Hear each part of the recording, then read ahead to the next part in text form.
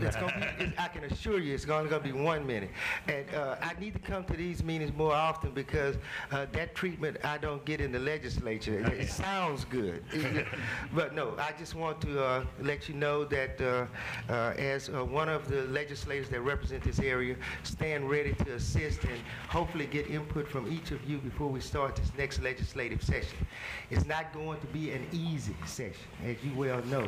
In this very chamber, one of the committees established by the legislature met to talk about $1 billion in cuts that legislators will be greeted with when we start this spring.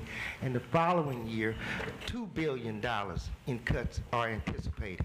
That means that city governments throughout the state of Louisiana will have to shift some priorities. And I think in our area, we're going to work best when we work together in trying to do that. And I think we need to be proactive looking at those circumstances now. So hopefully, Mr. President, at some point in the foreseeable future, we can sit down as a legislative body along with the representatives of the largest city within our parish to start charting the course how we're going to deal with these 2 upcoming budgetary years. But I do again thank you for the privilege to speak to this body. Good luck. Thank you, Mr. Representative.